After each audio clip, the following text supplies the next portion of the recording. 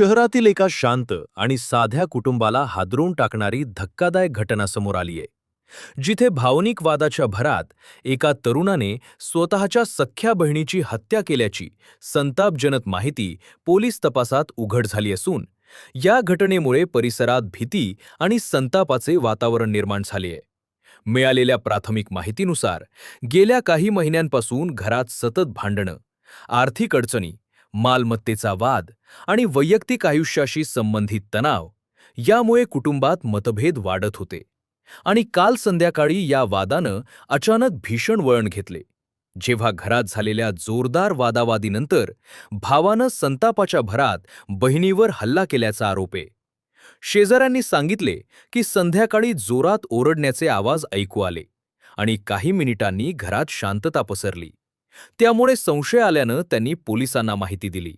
त्यानंतर पोलीस घटनास्थळी दाखल झाले असता घरात बहीण बेशुद्ध अवस्थेत पडलेली आढळली आणि तिला तातडीनं रुग्णालयात नेण्यात आले.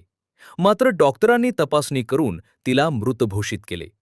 पोलिसांनी घटनास्थळाचा पंचनामा करून पुरावे गोळा केले असून घरातील परिस्थिती पाहता ही हत्या असल्याचा प्राथमिक अंदाज व्यक्त केला आहे. तसेच आरोपी भावाला ताब्यात घेऊन चौकशी सुरू करण्यात आली आहे. चौकशी दरम्यान आरोपीनं सुरुवातीला घटनेबाबत विसंगत माहिती दिली. मात्र पोलिसांनी पुरावे समोर ठेवल्यानंतर त्यानं गुन्ह्याची कबुली दिल्याचे सूत्रांनी सांगितले आहे. आणि ही घटना क्षणिक संताप, दीर्घकाळ साचलेला राग आणि मानसिक तणाव यांचा परिणाम असल्याचंही समोर येत आहे. पोलिसांच्या मते बहिणीनं काही दिवसांपूर्वी कुटुंबातील मालमत्तेबाबत स्वतंत्र निर्णय घेण्याचा प्रयत्न केला होता, ज्यामुळे भावामध्ये असंतोष निर्माण झाला होता. तसेच आर्थिक जबाबदाऱ्या, नोकरीतील अस्थिरता आणि वैयक्तिक आयुष्यातील अपयशामुळे आरोपी मानसिकदृष्ट्या तणावाखाली होता. आणि या सर्व कारणांचा परिणाम म्हणून घरातील वाद तीव्र होत गेले. स्थानिक नागरिकांनी या घटनेवर तीव्र संताप व्यक्त करताना म्हटले की अशा घटना समाजासाठी गंभीर इशारा आहेत आणि कुटुंबातील वाद संवादातून सोडवणं अत्यंत गरजेचे आहे. मानसोपचार तज्ज्ञांच्या मते दीर्घकाळ दडपलेला राग, नैराश्य, असुरक्षितता आणि संवादाचा अभाव यामुळे व्यक्ती अचानक हिंसक बनू शकते. त्यामुळे कुटुंबात संवाद आणि समुपदेशनाची गरज अधिक महत्त्वाची ठरते.